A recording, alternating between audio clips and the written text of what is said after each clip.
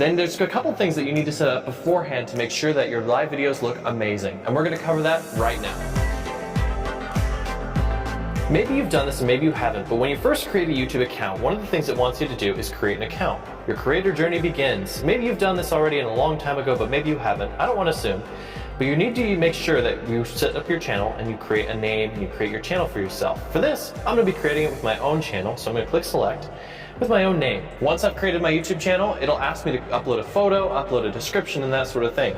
Once I input all of these details, it'll bring me to the next step. There we go. I've just created my very first YouTube channel. Now, many of you are probably already at this step where you already have tons of videos, but going live can be a little different, and live streaming requires a little bit of a different setup. If I go up here to the little creator icon and click Go Live, you'll notice that a little window pulls up. Live streaming isn't available, and it'll redirect me to this page. And what happens is I need to verify my account. If you're having any problems live streaming at all, maybe you're using another service or something like that, and you're trying to live stream YouTube, and then you started getting all these weird errors, this is likely a huge problem. YouTube wants you to verify your account to prove that you're not a robot and you're not just trying to spam their services and go live over and over and over and over. And look, I totally get it. It's frustrating that YouTube won't let you go live without verifying your account. I've been there, but once you get verified, this whole process becomes a lot easier. So this is really easy. You just choose your country, and then you can either call or text. But for this, I'm gonna have them text me. In fact, I just got the number here, so all I'm gonna do is go over here and click Submit Now. And it says, congratulations, your YouTube account is now verified. Hooray! I'll click Continue. Next, you're gonna get what I call the black screen of death. It's a horrible little message that says, ready in 24 hours.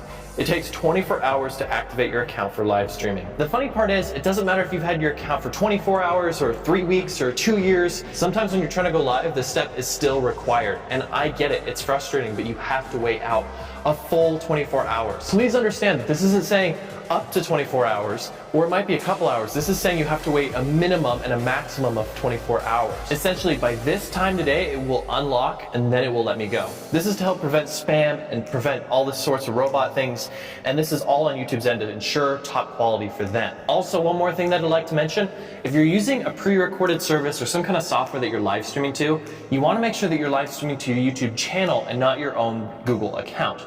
Let me show you what I mean. Right now, I'm using a service called Live Pigeon. It lets me take a pre-recorded video and stream it as if it's actually live.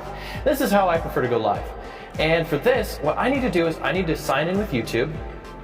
And you'll see, if I select any account here, you'll see that there is a Gmail account and a Google account, and then there's also a YouTube account here as well. It's super important that when you're doing this, you need to be clicking on your YouTube count, all right? So this is because sometimes you can have one login and you can be like an admin of 6 different YouTube channels. So I can sign into Google under one account, and it's asking me which channel do I want to go live to. And a lot of times people end up choosing the wrong channel or the wrong video, right? Where they end up choosing their email instead of actually choosing the right login. So for this, I'm going to click my YouTube channel, and I'm going to click Allow.